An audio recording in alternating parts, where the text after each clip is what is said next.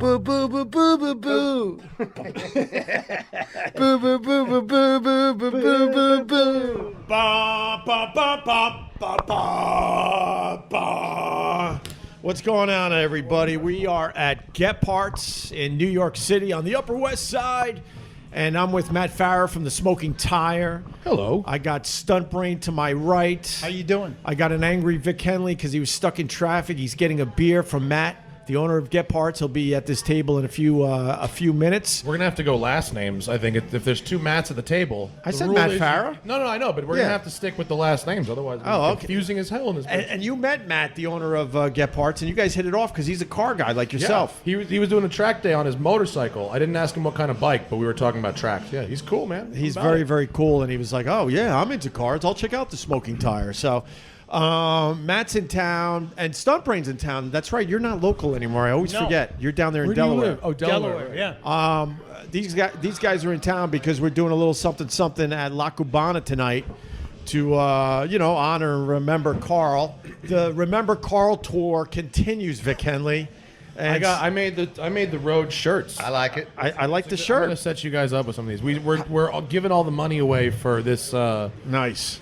I guess it's a scholarship, whatever it is that they're doing over at La Cubana. Well, that's what I'm waiting for with my T-shirt sales. We don't know where to send the money yet. Yeah, no, he said, Nico said there's like a legal, it actually apparently takes paperwork to set up a scholarship for somebody. You don't just like say scholarship and then it exists. But I got idiots online. Like, we lost our friend, and then a few idiots are like, you're making money off his death by selling T-shirts. Why would I need T-shirt money? I'm giving all the money away.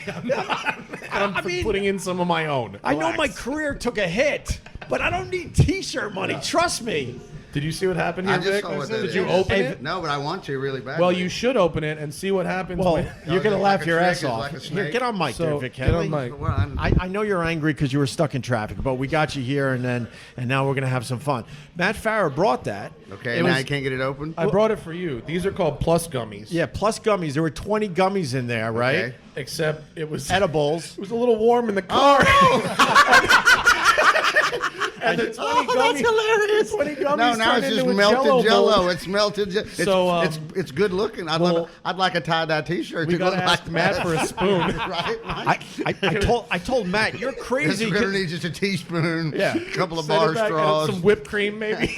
But Vic, I told Matt Farah, I'm like, you're crazy how you do your edibles. You just guess how much you're gonna take, like it's why not? dip. I would. Well, but all his gummies melted today. Hell yeah! I had a big crusade. I won't call it crusade, but I need a spork and a napkin. Well, remember like 5 years ago when edibles was like a Tootsie Roll and it's 200 milligrams and you need to like razor blade it off, otherwise you die. You know, now at least these were supposed to be 5 milligrams each. It makes it nice and easy. Oh, 5 is nice. 5 is nice. 5 is a nice little buzz there, Vic Henley. Now we've got 100 milligrams 100 into a Jello mold. How hot was it in the car? Believe me. Obviously, it was pretty fucking warm. That's wonderful. I can't wait to eat this. I'm so excited. Here, have some of that. I'm really glad I came. No, I'm not. I'm waiting strictly for this. Wait, you're going to grab some edibles I'm going to take a knife and slice this right down the middle. I'm going to make this a pie chart. Vic Henley lives up to his reputation. And I'm going to eat the orange and the yellow and the red blended together like a lovely sunset. Ruizing. I wish you were here to see my face when we opened I bet you laugh. Because when it's that stupid and it's your fault or you don't think, yes, it's just goddamn funny. We've got the knife. A man from Texas always brings a knife. Oh, shit. There's the knife, so there you go. Oh, my God. Our Vic is Jello molded. No, you can't take that much. Yes, no, you got to be careful. 5 milligrams a sugar cube. No. That whole thing is 100 milligrams. Don't be like Joey Diaz, like, because I just took a 500. It is. That's good. That's about a regular amount. And there you go. And Vic is it. I'll have a little tasty. Nice. Tasty. It does. No, these Plus gummies are delicious. All right, let me. All right, I guess we're guessing how much we're taking right now because of Matt Farah. I don't care. I'm off. Well, good for you, I can't hang out with you guys. I wasn't even supposed to be here, really. Why? You invited me last second, that's what I'm saying. You had it all planned out. No, that's not true. Well, I don't want it to sound like that. I don't mean it that way. Bro, this is hard. Everything's been last second with me for years. That's what I meant. I meant to invite you to this the whole time, but then I decided to finally tell you last night. But we were texting back and forth. But that's how I roll. That makes sense. I understand that. Which frustrates so many people in my life, and I don't mean it. It's just that's how I function. It's good. I'm telling you, it's really good. All right, we're gonna eat this whole thing. Finally got my fucking hot jerky. turkey. It is. Well, it's a gummy. It's like a Twizzler. These are It's so very fruity. delicious. It's really good. Yeah, it's really tasty. All right. I used to be like a couple years ago. I was like, God, I really wish they'd find a way to get the weed taste out of this. And stuff. they did. Now I'm like, My God, they did. Yo, maybe you should put a little of that back. So you know what you're You're doing. good now. Now it's just I can't stop eating the frosted flakes out of the box. You're just sitting there scooping them in with your hand. They can't make it too good. I think that whatever a dose is, it should be one thing. It's a cookie. You That's eat about the- right. Yeah. Is that about right? That's a 5. Totally, it's about right. Oh wow, delish. It is really good. Isn't it nice? That's really nice. too Who wants? good. That's scary. How nice it is. Who wants fruit snacks? Oh my God. We're not marketing towards children at all. It's just a really- coincidence. Pot roll-ups. Wait till the La Cubana episodes. They could be a little Oh my trippy. God. Speaking of marketing towards children, did you guys they banned commercials for Juul here yet? They did in California. I saw a commercial for Juul, and the whole commercial basically boiled down to, "This makes you look so cool." Like that was pretty much the entire. Oh, shit! Sorry. Matt Farah has spilled the first sorry. beer. First beer spilled. Wow, man, you're a lightweight with your I was edibles. gonna say the edibles usually take Wow, longer bro. than 40 seconds. I apologize. They usually take longer than 40 seconds. Oh, to my. get It says unwind. All right, hang on. He's unwound. Stuntbrain, hold this. I'm getting that. Got it. All right, You're going to ruin all $426 of Opie's broadcast equipment. $426. Did I upgrade you? I think you might have. I'm running to a pawn shop. I can pay a cable bill. So Vic, man, we were going back and forth on text messages last night, and I told my wife some of our conversations. She was laughing pretty hard because you got mad at me at first because I what happened? Well, all right, Matt's first of all he's cleaning the Yeah, he found a table. bar I towel. apologize. I found a apologize. bar I'm cleaning. Well, I spilled it on your fucking Zoom. Who cares, You man? should care about I don't even know if anyone's listening to this anymore. So what I got mad at? What I get mad at? Oh no, so no, I was talking to these guys before you got here. Right. You know, Carl's only been gone 2.5 weeks. It honestly feels like it's been months. I can't believe it's only been 2.5 weeks. And Vic agreed with me last night. Like there are days where I'm like, okay, I'm good. You know what I mean? Like it's time to move on with your life and try to remember him and start laughing and really think of the fun and good times with Carl. And then next thing you know, the next day I'm not good anymore and I'm fucking crying again. Yeah. I hate this. Well, right. So last night, Because we're both horrible people, so it really bothers us. We have to acknowledge human emotion. it's like, what is this? No, we Tears? shared this with Carl. We were all three equal amount of black heart son of a bitches, and then with the oh my dog, and then tears and children and various things. So there's real people in there, just nobody knows. Well, it. let me tell you the other side of that. The truth is, we're all a bunch of softies. Yes, Me, you, and Carl. correct. Certainly, Sherrod we're all, too. And Oh my Sherrod, God, we're a Sherrod. bunch of softies. That's why he's so loud about it. Right. He's just a big old. He is a big old just teddy bear. Oh my Yeah, God! me too. Everyone is passing around the giant gummy. Judd got in. That's what it is. The giant I like melty it. It's like a gummy. medallion. Listen, we don't. Carl would be happy to know that we're not wasting this. No. When he came to my house and cooked. He not only cooked me the best matzo ball soup I've ever had in my life. Yeah. He saved the onion and shallot and garlic skins that he cut off. Like most people would throw that. He was such a restaurant guy. He's like, those go back in the recipe somehow, and like The he'd make it- skins. Yeah, it was Wow, dude. It was See, the you never. coolest. You learn something new every. If we sat here, if he was alive for another 20 years, once a day you're going to still be sitting there going, God damn it, Carl, I didn't know that. Yeah. Where'd that He come told me from? about at his old restaurant how he had clear trash cans and clear garbage bags so he could see when the prep cooks weren't using all of everything. Oh, no kidding. And he would go through the trash and dock their pay if they weren't using all of it. So now I know how to use onion skins. Isn't that crazy? Every Remember time the I hung out whiteboard with in the kitchen? Oh, yeah, totally. When he was setting up the menu and he started showing the cross use of the ingredients on the menu. He said, if you can't use it in 3 dishes, it's out. Yeah. It looked like on Law and Order when they're connecting all the streams right. to the murder. It would be because it was all dishes, and then he's drawn lines between. No, exactly. Stuntbrain's my right. God. Tell me, God, you But it have looked like video it of looked that? like vision board of and now here's your killer. Like a mafia family. Yes, the tree and the lines connecting Tell me everything. someone's got like a video or a picture of the board or something. Like I've got one picture of the board because my girl was in here with her children. So there's one shot of it. I would love somewhere. to see I'll dig it. that. I'll That's dig it up. amazing. I think I have one He too might have from one that too. day. He might have one Every too. time I hung out with Carl, every single time, he made me laugh my ass off.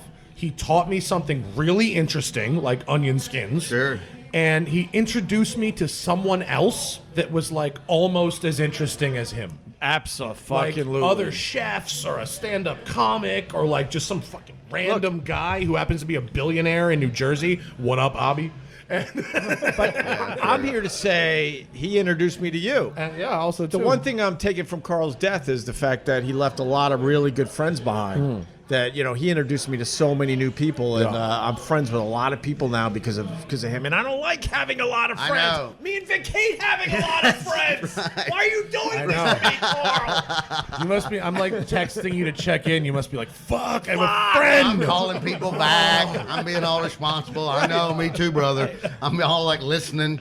My mom used to say, and I love this advice. She said, "Look, if you could count your good friends on one hand, That was it. One hand, consider yourself lucky." All you ever needed is the old cliche, nationwide, north, south, east, or west. Everybody heard that growing up. And now I go hacky and tell everyone I lost the pinky. I lost the pinky. Wow, that's fucking son hacky. of a bitch, Carl. I said it was hacky. Very hacky. I told you where the. So now I'm down to. I got too many friends, man, because of you. My birthday was last Wednesday. All Happy right, birthday, man. and so my girl, I was in Cleveland. That's where she lives. And she surprised me because Carl would tell everybody, go to Momocho. It's the greatest Mexican. He has two. He has Momocho and El Carnicero, and they're both in Cleveland. And when These are the best Mexican This restaurants? is Carl's favorite. Okay. And so Carl did a week with the guy doing Guys Grocery Games. So they're in the trailer together. His name's Eric Williams. He's the chef. Yeah. So Carl doesn't know Eric doesn't know anybody. He walks in the trailer. You have to share the trailer with 4 other people. So Reno, if you know who he is, he's one of Carl's crazy ass friends. He's like Samoan, Hawaiian. You can't understand a damn thing he's saying. I'm picturing the end of every lawyer sentence from is, Fear and Loathing. brah. And then he came, and he's just, so this poor guy from the Midwest walks into this nut nest of Carl and Reno, and I forgot 2 other guys that I don't know. Spent the week with him doing Guys Grocery Games. He won the episode. He won money. He became friends with Carl. They're getting food. They're hanging out. And so my girl for my birthday emailed him and said, "Hey, I know you know about Carl." About a week before my birthday, and said, "I want to bring my boyfriend to Momocho. We've been going to El Carnicero for years, your other restaurant, unbeknownst to us. He owns them both." Oh, they're both his? Yeah, they're both his. Wow. So we started dating and fell in love going to his place, and then this happened. So then she finds him. So he wrote her back within 20 seconds, and then he posted immediately. He wasn't going to say anything. He was all caught up in the moment. He was too emotional. He didn't know what to write about Carl. But when Nikki sent him the email saying, "You need to meet Vic," Vic knew Carl. He was in his house. Then he posted something immediately, and it was really sweet and wonderful. And he admitted in the post that even though Carl told everybody to go there, Carl had never been to the restaurant. Carl just knew from hanging out with the dude for a week and how he cooked on the show and how he handled all the games and competition. And probably Googled and did some research and found out that the guy did have 2 successful restaurants. But Eric wrote in the post, it's so sweet. And it's a really good summation of Carl. But somewhere in the middle, he goes, and this is the first time I'm revealing this, Carl told everybody to come here for a decade. He's never set foot in this restaurant. But I bet you he had confidence enough to know that the food was damn good, right? And we've been going. I sat there and talked to the dude for years. I told you in the text. I sat so there. funny. We were just going to have drinks, and it just sat there and turned into 2 hours of Carl talk. What was crazy? In a really happy, really sweet way last night. Best way to spend a birthday. That's eat. great. That's awesome. Over the years, me and Carl would just hang out at Gebhard's without podcasts, and he would be in the neighborhood, and we'd go and have beers. And the whole time, he's just answering Twitter and whatnot, and the questions would come in. What's the best steak place in Columbus, Ohio? And without even Googling, he goes, "Go here." That's what I was doing. And a few it was Momocho, Cleveland, every time. Mexican Cleveland, Momocho. But a few times I checked on him after I left him. I'm like, God damn it! Oh, he's never wrong. Yeah. He was No. never wrong. No, I'd text him because I go to a lot of racetracks, and racetracks are in the middle of nowhere. I mean, that's just the nature of racetracks. And so I'd be like, where do I eat in Millville, New Jersey on a Sunday? And he sent, that's a real one, Millville, New Jersey. And he sent me to a place that I only eat there now. I don't go to anywhere else in Millville. I mean, it was like, it was a 12-course Italian meal that charged you $1 over the grocery store price for wine. Like a wine that was $25 in the grocery store, it's $26 in this place. That's fabulous. And now me and everybody I know who races, we fill this place out every weekend. But the best one was I was in Phoenix, Arizona with my wife, going to an event. I said, "Carl, where do I go eat in Phoenix?" And he sent me the name of the place. And when I got there, turns out not only is it an Iron Chef restaurant, not only is the best table already reserved for me, when I sit down, Veuve Clicquot and caviar come out, courtesy of Chef Bo McMillan. Bo McMillan. Yes, Bo McMillan. And it was hand delivered from Bo. He brought it out. I never met the guy. Right. And he goes, "You're a friend." He goes, "You're a friend of Carl's. This is on the house." And it was champagne and fucking caviar, overlooking Phoenix on the Opie Mountain in Arizona. That was from an Iron Chef. That's what Eric Williams did. Yeah. I was walking. It's crazy. I got there before my girl, and I was going to ask for him, and then I'm on my way to the table, and I hear from across the restaurant, I've never met this guy ever. Vic Henley, don't sit down. Come over here and hug me. And he comes walking across. He goes, I'm a hugger. I stuck my hand out. And he goes, so then we just sat down, and he ordered his cocktails of it. It's not an agave, and it's not a mezcal. It's not a tequila or a mezcal. It's called SOTOL. Never heard of it. It's in that family of succulents like the agave. Right. So it tastes a little smoky like a mezcal. So just now I'm like, now I feel like I'm sitting down with Carl because here I've never heard of this drink ever. He goes, it's the root of a weed, or he explained it all to me. I swear to God, I swear it's a grass. I had to look it up on my fucking phone. But no, we're 30 seconds in, and he's already carling me over something I've never known ever. Carling That's me. actually, I like that. I like that. Oh, can I we can call take you? that. But he said basically, when he said he spent that week with him, like I was doing it, like I still do, he said when they spent that week in the trailer, he was like the little girl in the 3rd grade that has the crush on the teacher. He goes, basically I just sit there with my chin on my hand, on my desk, just swooning. Every day. Tell us something else, Carl. Oh, it was always great the knowledge he had. Unbelievable. We drove to Rochester, and he was just studying stuff online, watching YouTube videos, by the way, while he was driving. The one thing I did not like about Carl was that motherfucker drove 65. He would drive way faster, but that Fox of his could only get up to about 60, 65. But he would barely look at the highway. He was always on his phone, and a lot of times he was just studying it and looking up videos and learning about something new. Listening to Carl explain any process, food, he knew food, but he knew people so well. And when I remembered him explaining to you the hierarchy of criminals that are allowed to continue doing crimes. Yes. That I was like, hang on, wait, I stopped and rewound it and listened to it again. That was the most riveting 5 minutes of radio I've ever fucking heard. That wasn't on the podcast. I think Where was it? Was it on the that might have been radio on the radio show before we No, got. I don't think so. It was Is that more on the recent than podcast? that. I think Oh, it was good. On the podcast. Oh, I got to find that Dude, one. it's so good. Because he It was took so apart good. he took apart Sirius XM beautifully. What did he do about Where that? he explained how they motherfucked you the whole way and how he saw it coming Oh my God. from day one. And it was really early on in the relationship that he totally remember nailed that. it. I do And remember that. What did he say? I Give it don't up. want to do it. You know how injustice. Sam was poised to Yes. take your fucking He- job? I remember him saying that. He had it all laid out. Yeah, but he I did. got to do something real quick. I think in the end, Sam's the worst out of all of them. I got to You know what, though? call I saw a picture of him on God. Instagram yesterday. Yeah. That motherfucker is going bald so fast, and with his hairstyle, he's going to look like Bozo the Clown in fucking 4 years. I know, you know. You're looking good. You look like I gotta- Boris Johnson hair right now. Oh, thank you. Wow, that's good.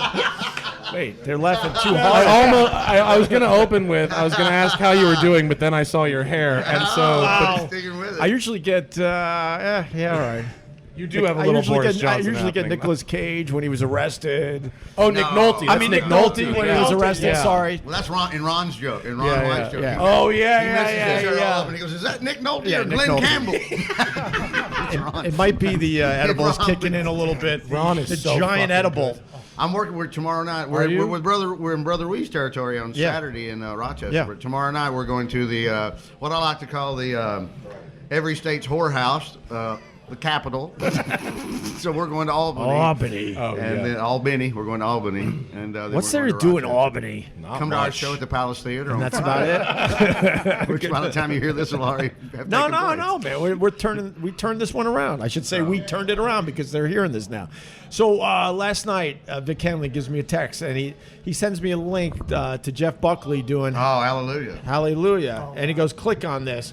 And I wrote back, no. And then Vic writes back, you know, I used to live alone before I met you, or something like that. The line from the song, because Carl was in my house. So I used to live alone before I met you. It's Leonard Cohen. Turn on Tears. Oh, I didn't know that. It's Leonard Cohen. Leonard Cohen. It's the greatest Canadian thing or person, Leonard Cohen. So I love Leonard Cohen his songs, most- but I don't know much about him. But every Hallelujah. time I hear Hallelujah one is of his literally songs- the only No, one I know Bird that on a one, Wire. obviously. But then I said to you no, and then and then you were sending that text almost like I didn't know about Jeff Buckley's version. I'm like, No, I know. I wrote A, probably the best version of the song You besides the original, you Correct. know. And then I wrote B, I don't want to cry today. And then you Come on, man up.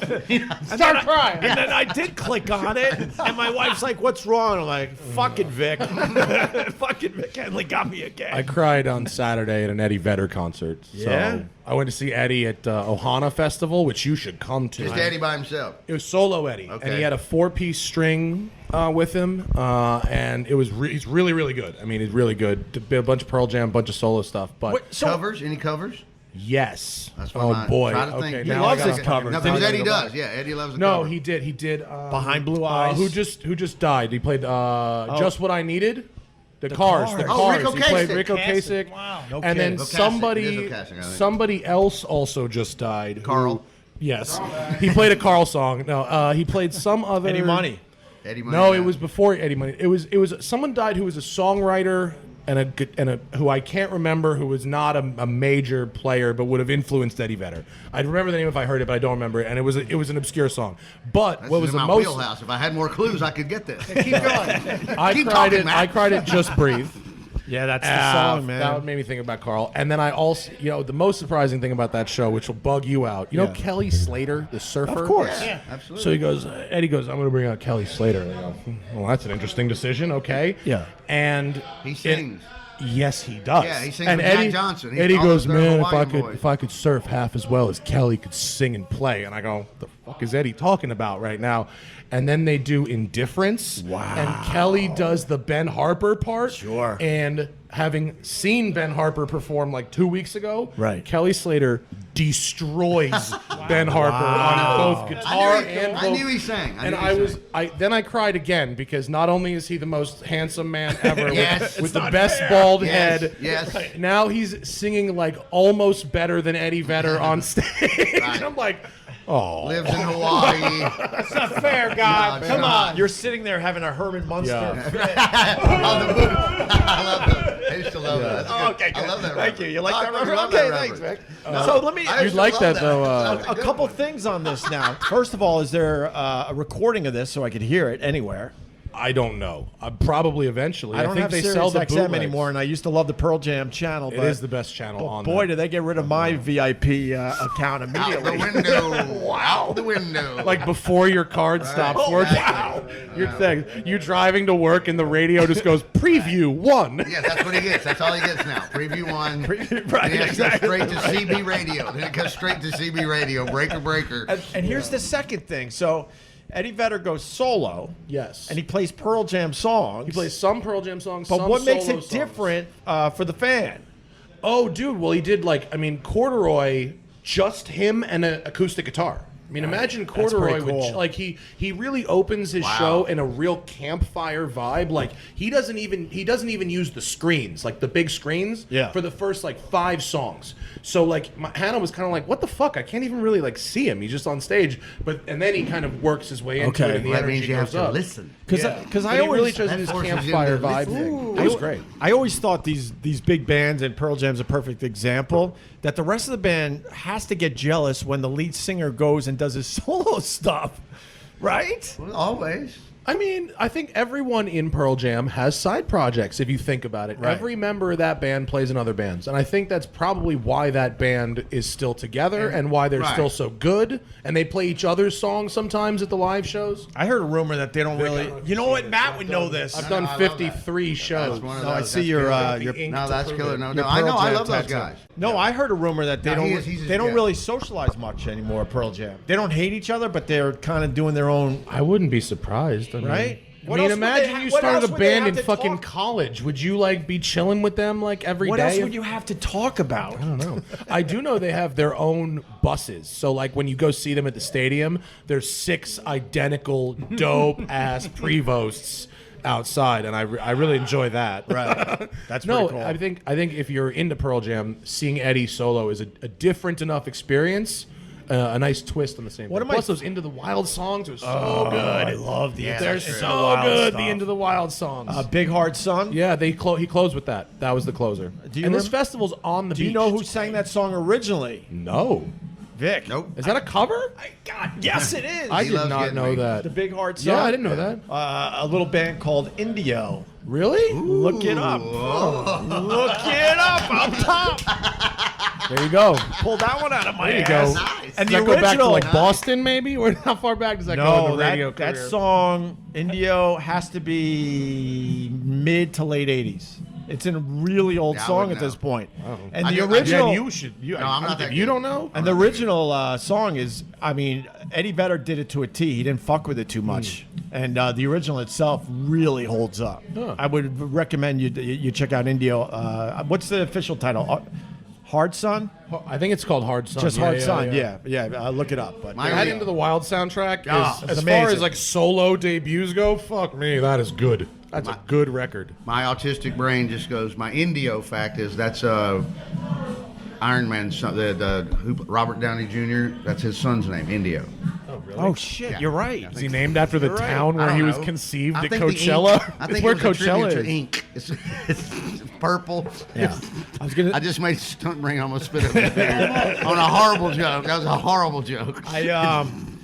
One of my favorite concert moments is when Pearl Jam. Wow, I think the edibles are kicking There in. you go. There you go. That means I need more. I'm going back. You're going It's time I'm for going back another in for more. 5. Going in. You're going back in Yeah, next. yeah. Scalpel. All right, we're grabbing the I'm not knife. feeling anything yet.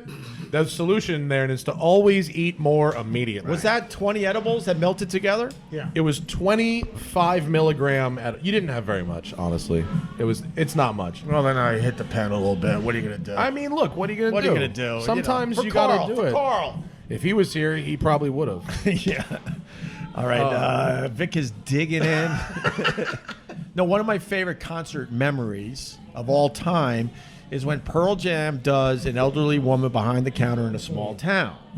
And when he says, I just want to scream hello, and then the house lights go on and everyone's screaming hello at the same time. Yeah. I can't think of a better concert moment that beats that. It's a It's really, way up really there. good one. And when he did it, he played that song solo with just an acoustic guitar. Yeah. And the contrast of him relatively quietly campfire styling it in. Yeah. The hello with 10,000 people transitioned it into a kind of a high energy thing. That's At the end. It was awesome. fucking great. He is a professional that knows exactly what he's doing. Absolutely. Although I relish, I mean, this is going to go a little nerdy with the Pearl Jam, but I relish in the fuck ups. Like when I listen to the Pearl Jam channel and I hear him flub a word, I'd be like, oh, that's Boston 05. Are you one of those guys? Yeah. Oh, And so forget he it. had a real bad fuck up in the beginning of something, and he literally stopped and went, oh, I just fucked that up so bad. It just sucks. That's awesome.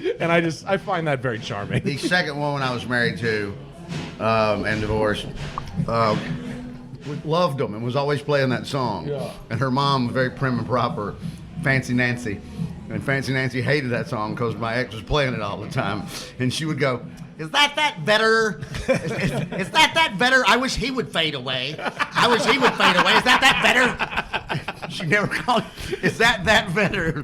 Why is she so angry? I don't know. He's a nice guy. She just goes, it's the teenage daughter playing the song 800 times in a row, and your parents are banging on your door telling you to He gets behind some good causes, and you know, all good dude, but is that better? She wouldn't even That's take really the time funny. to learn his name. I've only seen Pearl Jam 5 times. Never Eddie Vedder. I'm solo. telling you, we need the next time they come in New York, I will fly in and we will. Do you have the hookup for tickets to that kind of thing? Not anymore. I can barely get us in Gebhard's. Come on. All right.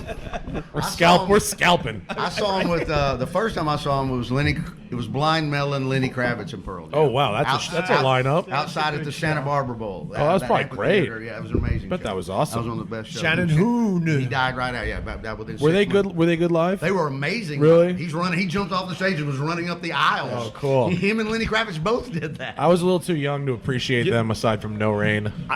Well, I was about to say That's that. it. It's that See, one a lot of record. people think that Blind Melon was a one-hit wonder, but their stuff is pretty deep. That whole album's a great album. It's an amazing album. really good album. Tones of Home. Oh, Tones of Home is a amazing. great And song. And there's a couple others, and that band was destined to be something. Yep. They weren't, unfortunately, as you know, now we have the luxury of time. You think it was just a one-hit wonder with that B girl And the and whole the video, stupid video, right. but That that was was a deep amazing. band that I was played ready the to take shit off. out of that record. Yeah. I played the shit out Yeah. because it had the right amount of jammy Allman Brothers feel to Yes. it on Yeah. their guitar work sometimes. Yes. It was really fucking. Very There, I good. think Mississippi Boys are a couple of them. Oh, I don't know He might that. have been. There was a hillbilly element for sure. Dude, Allman Brothers. Oh fuck, you know. Well, probably my one of my top 5 bands. Gotta be. I always go back to the Allman Brothers. Anytime I'm in Macon, I still go by the grave. Do you? Oh, I'll go really? to the grave. Yeah, I used to. Well, Do you leave flowers? No. No. Do you leave heroin needles? I smoke a little. I smoke a little black tar heroin. I don't run it. I don't run it. Do you crawl Just up? real quick, and it puffs smoke. You gotta have There's straw like ready. a light bulb on a string Right, you gotta attached to have that. straw ready. Do you crawl up into a ball and just? Well, the fun part of going to Macon was forever you would go to the first thing he did, because Otis Redding's widow still worked downtown at the shoe store. Fuck out So of you here. could go in there and say hello to her and talk to her. What year? And works at the shoe store? The royalties This was, don't cover you know, this?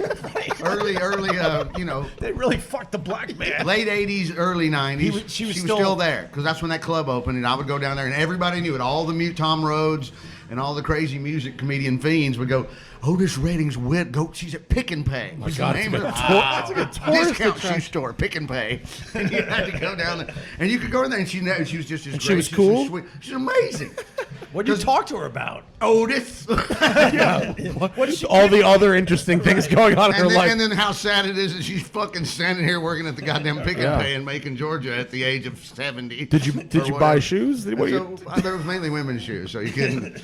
But it was she thought it was sweet that nobody really remembered, so it would only be some weirdo music nut job that knew this. She's like, you would think we're like, in our minds, we're thinking like 20 people a day must be coming in there, and she's like, it's more like 20 a year. Oh, Nobody no. really comes in here. Nobody knows. Right. And so Tom Rhodes told me, he goes, go in there and talk to her. He goes, take her to lunch. She'll go with you. Yeah, no fucking kidding. You could, I mean, you could bang her. I You would mean, I don't know. Don't ruin it, Matt. God damn it. Carl would have definitely been like, I could take No, her down. That's a charade. That's a charade joke. That's a charade. Oh, yeah, That's a charade joke. Thank Yeah, you, it Mike. And now Stuntbrain has brought something. This is with a it. birthday present for you. For me? Yes. What is it there, it's a- Stuntbrain? Mike, 1792. It is a weeded That's not bourbon. good. It is a. That's not good at all. I'm It going to is have to a- re-gift this. It is. You don't like. You're a bourbon nerd, right? Yes, I'll Yeah. drink it all. That's the problem. I can't have this in my Challenge accepted. Give it to your liver. house. I can't have this in my Wait, house. you can't just have a little here and there, Vic? It depends on my mood.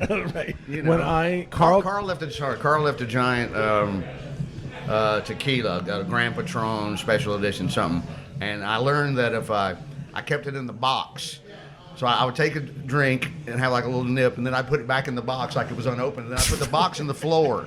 I set the box in the floor by my garbage can, pretending like it's empty, and I've This is a already good thrown it strategy. away. Oh my God, does this work? I'm No, it's a good yeah, look, strategy. Yeah, I it's made good. it. I made that last for the whole time. I only finished it about a couple of days ago. So Carl hid money, and you fake I'm yourself fake out. myself into believing. So you're making believe it's an empty Yes. box. Vic Henley's crazy. I wish I had a box. I for thought you were going to tell me it was going to be like Karen Ziti, where he left the bottle and you can't drink it, Oh, and you God. just stare at it and I know. I cry. did that. But The two really good ones he left, I drank those immediately. Really? He left a white burgundy wine that he wouldn't let me open it right away. and you go, And I'm- now's the time. Yeah. He turned me on to Herradura Anejo. Oh, that's a good one. Yeah. Oh my God!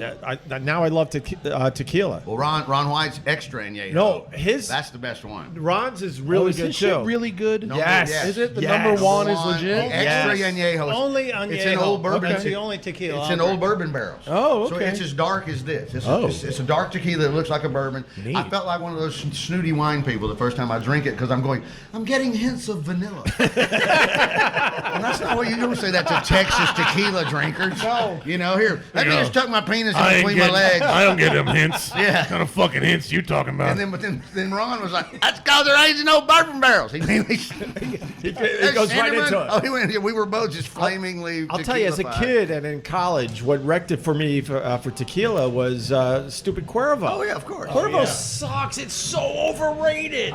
Every time someone... on my 21st birthday, Of course. Everybody did. Yeah, that's everybody's story. Remember over the years, like, I got a shots at tequila, and you're like, fuck, man. It was never enjoyable. reaction every And time. then fast forward a million years, and thanks to Carl, he turns me on to these dark drinking tequilas, and they're amazing. Oh, yeah. They don't compare to Cuervo. No, they're sipping tequila. It's two totally different things. Yeah. I never drank bourbon till Carl. And he was on the show talking about Pappy Van Winkle Yep. Yeah. and told the whole secret behind wheat and bourbon. And so all I've been buying is wheated bourbons. And I'm now a convicted All right. bourbon drinker. Please, do you remember the whole story Not completely. of the Pappy? Do you remember? I remember when he gave the old man the Magnum. Do you remember that part at the Kentucky Derby? With the story where he talked to he talked shit to the Van Winkle guy. I had to edit that out of my podcast, boys. Well, he told me the original Called one. me the next day and said, you got to get rid of that. Do you have it now? Yeah. Well, it don't matter now. Director's cut. The one he told me was he was at the Kentucky Derby and they're cooking and they're in the Mercedes tent and he's there first to prep and get ready. No one's there. It's a massive tent at the Kentucky Derby. It's like noon, but the bar's set up and there's like a quadruple Magnum of Dom behind the bar for real whatever 5 but it's the centerpiece, right? So here comes a man in a seersucker suit, looking he's about 75 years old, like every other old man at the Kentucky Derby. And he wanders in the tent. And he goes over to Carl, who's the only person in the tent, and he says something like, "My granddaughter's 21st birthday is next in 2 weeks or something, and can I buy that at the end of the day when that party's over?" And he's pointing at the quadruple Magnum and says, "Will they sell this to me? I can buy it. I know it's going to sit there, but y'all aren't going to open that. That's a centerpiece for the bar, and I would really like to buy it. I can afford it." He didn't say his name. He didn't say anything. Carl walks over behind the bar, takes the thing down, and gives it to him. Hands it to him, and says, "Get out of here." And the old man in the seersucker suit goes, "What?" And Carl goes, "Don't say another word to me. I don't talk to thieves." Because Carl knows he knows that there's cameras, but he knows the cameras have no audio. So it's going to look like an elderly, dignified gentleman came in, walked in, pointed at that and said, "That's mine." And the kitchen help, the Cuban, the Latino guy runs over and just gave the rich guy like you should. So the old man's looking at him confused as shit, doesn't know. And he's kind of like, "What?" And Carl's going, "Get out of here. I don't talk to thieves." He says like 3 times. So the little man just wanders out carrying the giant fucking thing. Oh my God. So, go ahead. You go ahead. No. So several hours go by. Now the rest of the prep team comes in, the Mercedes sponsors, the PR people, they're coming in and like, "What the fuck happened to the Magnum?" You want to say it? It's like fucking $2,500 or something more than that, maybe $5,000. And Carl's like, "I don't know, some old guy came in and said it was his, so I gave it to him." And Carl's like, "You can look at the tape." And they're like, "Oh, we're going to look at the tape." And they look at the tape, and Carl was right. There's no audio. So you just see the two of them gesturing. And so like later that night, at the end of the Kentucky Derby, a younger version, like a 40-something, 50-year-old version of the older guy in the seersucker suit comes walking in and goes over to Carl and says, "I think you talked to my granddad today, and that's my daughter whose 21st birthday is coming up, and that was a real nice thing you did." And Carl's like, "I have no idea what you're talking about." I was in the bathroom. Yeah, he's like, "I don't know. I just chop vegetables." He's going straight up his dishwasher mode. Yep, this is the story Carl told on the podcast and told me to edit out. Why? This was the exact story. And wait, but the PS is this is the Van Winkle They family. gave him right. They were getting ready. They sold the business. It was the Van Winkle family, and they sold the business a few weeks later. Carl begrudgingly finally gave the kid, the younger version, not kid, the 40-year-old, his address on a napkin, like the creepy cabin over in Jersey address. And they started sending him just various things of their inventory. Really? He was so nice to us, and shit that was out, shit that they weren't going to make anymore. There's only 2 cases left. They found it in the back secret vault that they don't want the new people that just bought the business to take over yet. So they're sending Carl just this high-end fancy killer. You never went to the creepy cabin. Not one time. He didn't have furniture. He had a bed. He had a fridge, pull-out kind of folding table and a couple chairs. Finally Those got did a not look comfortable. Finally, no, they were horrible. Finally got a TV almost at the end of his stay at the creepy cabin. But what he had was samples of everything. Every kind of I drove him home a bunch, and what was always waiting for him at the front door were just a ton of Amazon boxes just stacked up almost to the roof. Because he would go out to California for like the 2-3 liquor weeks. closet at a liquor store. It was literally. Dude, I He only saw actually pictures lived of it. in a liquor cabinet. He really did. Oh, the God. biggest one ever. The He whole would- cabinet. I would go into the creepy cabin. He would start opening the boxes, and we couldn't get to the end. I'm like, Carl, I got to get home to my family. But it was hats, it was shirts, it was. It's like Hoarders, but it's all memes and liquor. But then it was restaurant stuff. It was unbelievable, the stuff. And he goes, "You want this?" He would be just throwing me He stuff. gave Nikki a sous vide machine, like a $500. Oh, yeah. It's like a $500. Hope she uses it. They're rad. I know. Yeah. He comes walking in the apartment one night when he was in my house. He's like, "What the hell is that, Carl? Sous vide machine." I give knew those to what it everybody was. for wedding gifts. They're the best. I knew what it was. Are you trying to say ceviche? Sous Sous vide. No, not What's that? Ceviche's a Sous vide. dish. No, I know ceviche. I was. SOUSVIDE. I never heard of this. 2 words. I'm heating French. up. I'm a little embarrassed, Sous- but I also never heard of this. Sous vide. What does it Awesome. do? So the concept is that water carries heat way better than air. Yeah. Right. Stuntbrain's used So this. He's got one. I have one too. They're awesome. That's all I cook meat Yeah. with. And so It's a basically, vacuum sealed and water. yeah. Oh, so I've you've heard got- of that. Yeah. Okay. It's that. That's what it is. Every I just know it as steakhouse in boiling Manhattan heat. uses it. Yeah, Yeah, No, it yeah. doesn't boil it. No, it's sub. Okay. Oh, fuck. Sorry. We get serious about our sous vide. Yeah. Don't fuck with it. Actually, What's your I'm favorite pretty thing to high make IQ, something? you Don't dick. fuck with this sous vide, man. Right. I know it's not boiling. The meats are good, but the secret is the mashed potatoes. The sous vide mashed potatoes are fucking next haven't level. done that. How's that Here's work? why. Okay. Because I've when done you that. make mashed potatoes, you boil them in water, right? Right. What if you could cook them without introducing water, water. at all? Then you get Just all you potato. butter. and potato. It is butter and potato and garlic. nothing else. And I gotta go to the bathroom. I'll be back in a couple of seconds. And then after you sous vide them with the butter, you run them through a super fine like sieve, Yeah. and it's like whipped cream light. It's the shit. Really? You'll never ever boil a potato ever again as long as you live if you try it. This Oh, way. Vic just found a cup. Yeah, buddy. I thought you were trying to avoid the bourbon. It was open. Why? Are you supposed I to? don't Are you care. trying to avoid the bourbon? I was not trying to. Well, that's a small. All right, we might as well pour shots of bourbon now. And we might have Chad, to you dip want into one? the giant edible again. No, the Pappy Van Winkle story. You don't remember Yeah, from the radio show. Carl is so proud to bring this in. He's explaining the whole thing. Tell Oh, us God, how I they remember this too. And then This is great. And then he hands everyone shots of the bourbon to try for the first time. I was trying I for the wasn't first there time. that day. I wasn't there that day. Oh, okay.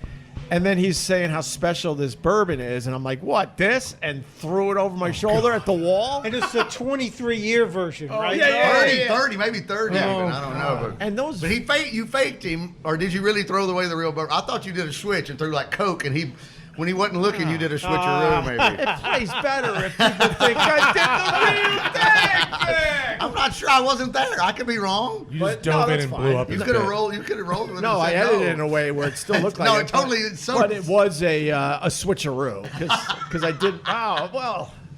He didn't know. But it's nice inside You still baseball got him. now. Oh, it's fucking. You got him. Show. He really thought he fooled him completely. He really thought he threw away And the this real is- He important. must have been so. I was pissed. so goddamn funny. And this is when I knew I was around people I shouldn't be with. That got a huge reaction, a huge laugh as far as everyone in the room and the show itself, the radio show. Sure. And the staff was like fucking pissed because they would have to clean the wall. Oh God. One lousy shot on a Oh, wall. God, They would get really? pissed, and I'm like, that just killed you, asshole. No. See, that's what's wrong. That what makes sense that you say it because that's what's wrong with goddamn 90% of those Yeah, fuckers. and at that point, I would have Working cleaned on the a wall comedy myself. show. Who cares? Because I knew it worked for the show. Working on a comedy show, no sense of humor. How does that go together? Let's get 7 people in here and do a comedy show, and let's have 3 of them have a sense of humor, but the other 4 have their fingers in their assholes all day long. Right. By the way, while their hand stinks. a little cheap plug in the description of this episode. I will give you a link to the bourbon thing where I threw it against the wall. It was But funny. Vic just It gave was it away. funny, It was sorry. it was All right, cheaper fine. bourbon that I I didn't know. switched out. You I'm sorry. And it was long enough ago that I thought it was still. I knew it was fake and went back to thinking it was real. That's how you can recycle it now. Oh, So I like funny. that. So got it. Where you going, Vic? When Carl Only way came this started right here. all right. when Carl came to see me in LA, I took him to this place called Old Lightning that we just heard about, which is to date the snobbiest bar I've ever been in. And they make you check your phone at the door. And Carl and I was with Carl and Chef Aaron May, who was a friend of his. Sure. And we Never both met him, went- but heard a lot about him over the years. Super cool guy. He was great. And Carl got so incredibly offended at checking the phone, but he did it anyway. And we went in, and his emotion went from so offended. We were handed a bourbon list. I shit you not, Vic. It was a minimum of 50 pages. Wow. Oh God. And Carl was like, "What's this?" And they're like, "This is the list, sir." And he goes, "Are you fucking kidding me?" And he starts looking at, and his eyes went from annoyed and confused, and it literally was like in Pulp Fiction when they opened the case. He's like, "What's that?" You know what I mean? Let's go, honey bunny. You know, it's like, and he was like, "Okay, we're staying." And we sat down, and the shots ranged from like $50 to $5,000. $5,000 a shot. Yeah. And it was, they'd be like, "What's this 5,000?" And he'd be like, "Well, this bottle was found in the basement of St. Catherine, and there's one, and there's 30% of the bottle left." You know, and this is the only one that exists anywhere in the world. And it would go, and you know, and you end up ordering $150 shot, and feeling like you got a deal. And you know those motherfuckers are just, they keep filling up that bottle. It was, This is all we got Yeah, left, that's right. 5,000 a shot. but it was like I was a bartender. it was this range of emotion that was just like so extraordinary in one thing. It was about bourbon, which made me this bottle. Opening that's this bottle amazing. made me think about All right. that. Right on, man. Cheers. Pinkies out. Cheers, I'll do a little- I'm not doing, it's not a whole shot, but I'm going to taste this. I'm going to taste this. It's going to be good. It's going to be good. What do you think? Oh man, thank you, Mike. You're welcome. Ooh. You like that, huh? What is it pretty called good. again? It's 1792, 1792. and they only made a sweet wheat version Yeah, you want some? once. Yeah. and you can't find it. Ooh, that's good. Oh, that's a And nice Right birthday amount gift. of Right. Berm. I Not got burn. Berm. Right. There's the edible kicking in on me right there. I got you something for your birthday too. Really? Yep. Seriously? I don't have it with me right now, but He brought me the picture. It's Amazon Prime, you know. He brought me the picture that his girl zoomed in on that picture of all of us out front. Yeah. She just zoomed in on me and Carl. yeah, I saw that we were was- zoomed out it of the was really picture. sweet. I saw that. You were cut You out. can get on Oh, yeah. Lisa. That's Lisa. It's the That's- famous picture of me, Sherrod, Nick Solares, Vic, and Carl, Carl. right here in front of Right in Gebhard. front of Gebhard here in New York City that people really enjoy that It's the picture. wild, the innocent, and then Main Street I Phillips. see that you tweeted, and it was just you and Carl. I'm like, holy No, that's fuck. because I tweeted you the get picture she cropped framed out? for me. It got cropped out. She gave me a present for his birthday. She framed the picture, but just of me and Carl on the end. She cut everybody else out. That's my arm, though. yeah, by that's the your way. arm. That's my arm. His Well, arm- because I was his hugging arm- my friend. You're still alive. No, but if you're cropped out, but an arm is still there. Like, oh God. You want to know kind of fucked up? So when I first went to visit my now wife's family for Thanksgiving. Thanksgiving's a real big deal. They're from Long Beach here, ground zero, Hurricane Sandy. And the first time I went, they're taking the big group pictures, and they made me stand on the outside of the photo in case I didn't last. Yes. And they made it overt. They were like, "You're standing here because if this doesn't last, snip, snip." I had the exact same thing happen to me with my ex. Yeah. Yes. My brother. I was at who's someone's wedding in the family. Oh, her brother was getting married, and they basically told me to get on the end. Yeah. And I'm like, why? Like, and they were trying to make jokes because the ethnicity was a little different. So like, we just want the gringo over there. And then but then it wasn't good enough, and they sort of like the camera person took me and moved me slightly more because they could see already where the cut should be. Oh, wow. Hey, they weren't wrong. They knew.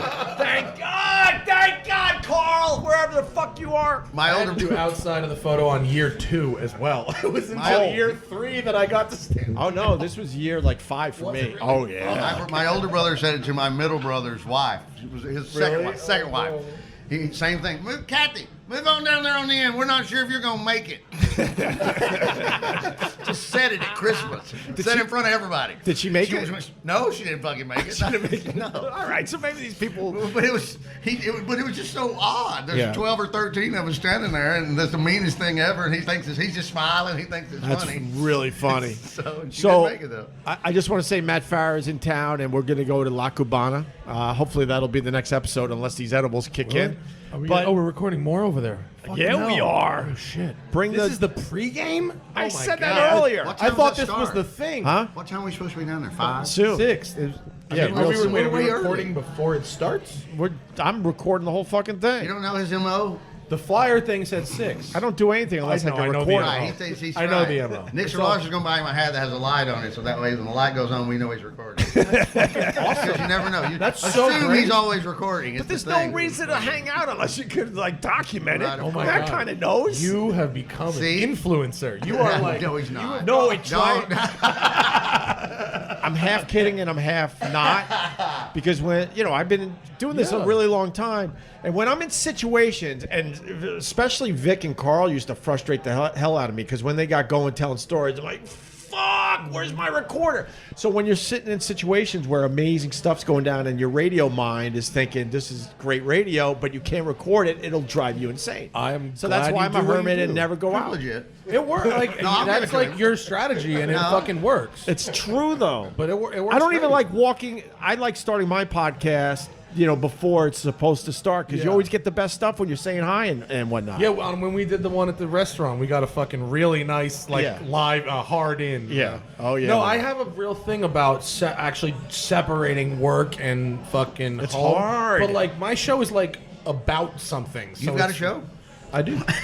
This is where I was going to say Matt Farah from the Smoking Tire. That's who's here at Gebhard's. Absolutely. And I had an actual car question for you.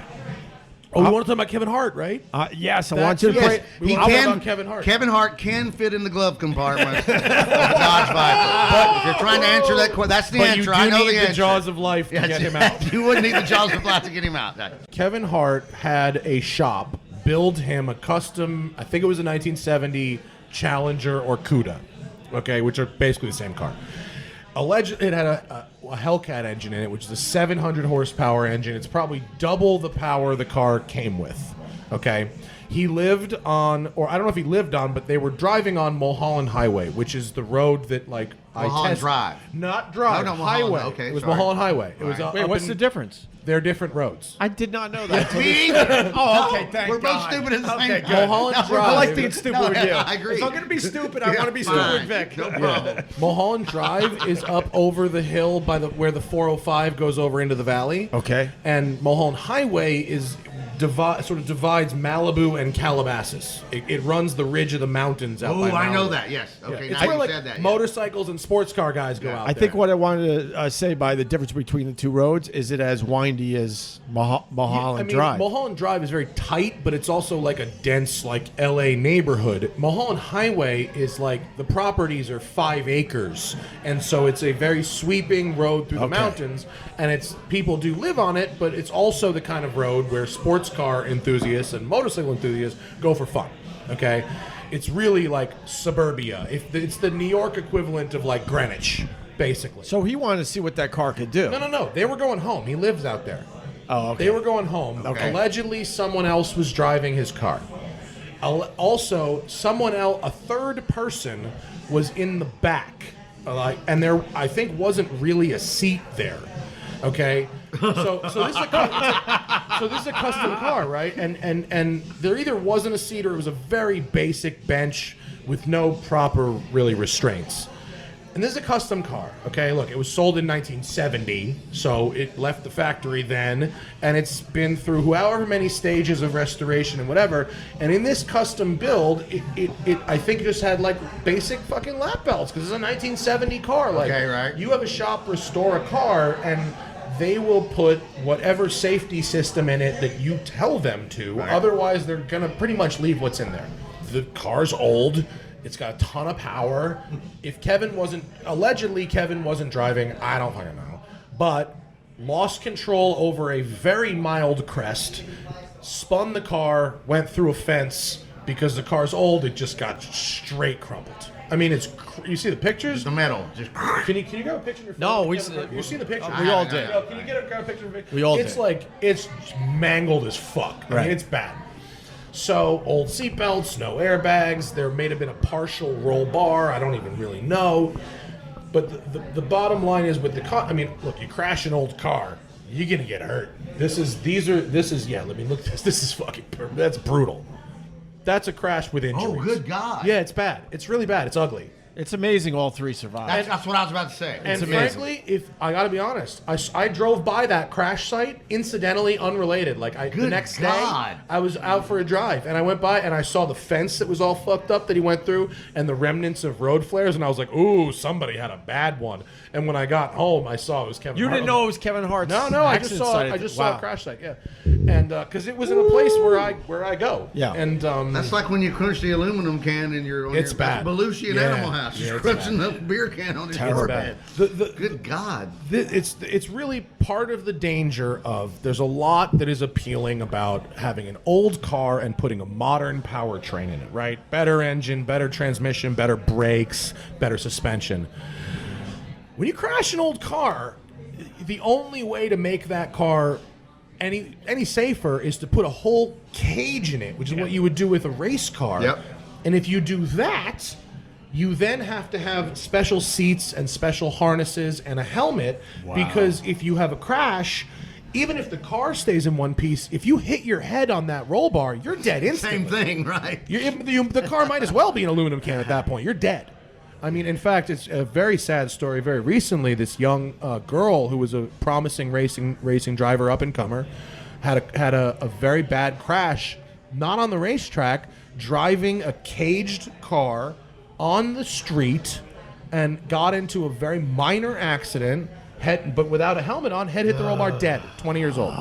And so you should never drive a caged car on the street. So I don't believe this car had a roll cage, but either way, it didn't have any modern restraint systems. People may or may not have been belted.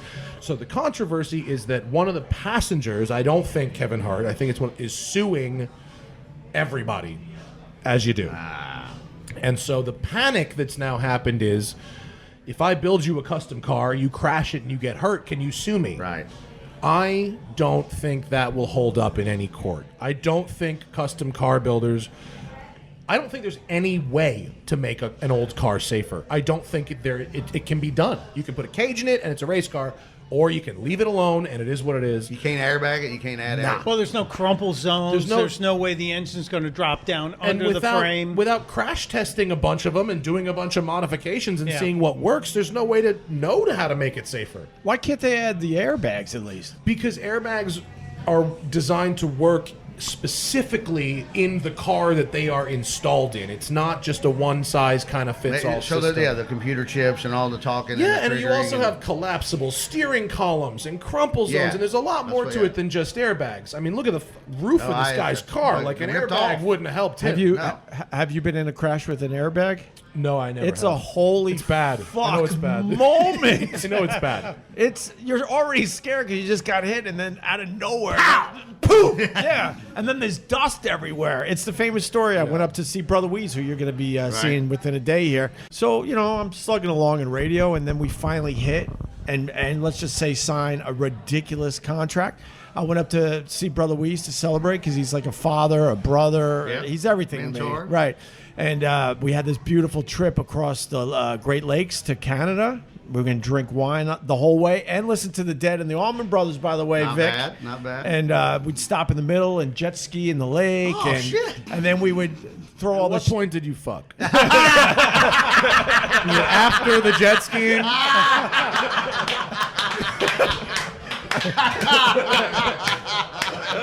Well done. Was there? How many jet skis were there? Was it one, two guys, one jet ski? Brokeback jet ski. I guess this is a good time to say that we brought women. But to be fair to Matt, I was focused way more on Brother Weeze than my lady at the time, where it was a romantic trip, but I was hanging with Brother Weeze talking about the Grateful Dead and which show he thought was the best of all time. But anyway, So then in the middle, we throw the shampoo bottles and the conditioner in, and we shower in the middle of one of the Great Lakes. Lake bath, yeah. Before we go to Canada, and then we're go to the restaurant, and we're whining and we're just having a blast. Anyway, so we had one of these trips planned. I finally hit in radio for stupid money, signed the contract 2 days later. I'm with Brother Weeze. We're going to go on this boat trip. All of a sudden, he's like, hey, we need groceries. So we're going to go to Wegmans, as they say up there in Rochester. All of a sudden, we've all been in this situation, car guy to my left. So when someone waves you through, like, I'll stop so you can make the left. Yeah. And while you're going, thank you, all of a sudden you're getting T-boned because you're not paying attention to the turning lane. That's what happened. As we used to say, thanks for letting me go. You didn't realize there was another line that you also have to check. What kind of car was it? Like SUV or one of those like pickup trucks that's sort of an SUV pickup truck. Like an Avalanche. Yeah, thank you. So it went sideways. I don't know. You can hear the sadness. I know. You can actually hear the disappointment that he guessed that correctly. Get used to it. I was just telling someone the other day. I guessed his car recently based on knowing almost nothing about him. Yeah. Before I met him, I guessed to Carl what he drove. It was and very I was close. very, very close. Could you guess mine? I don't have a car. Oh. The one time I had a car in New York City. Oh my God. I had one. Okay. I had it for a few years. Uh-huh. It was a really good car. Okay. There's your only hint. It was a new car. It was a new car? It was a new car at the What time period That was would have it? been around 2000 and 2000. 2000? 2000. Did you have any money at all? Yes. Okay. I mean, let's see. I'm guessing it was an American car. Nope. It was not? Nope. Wow.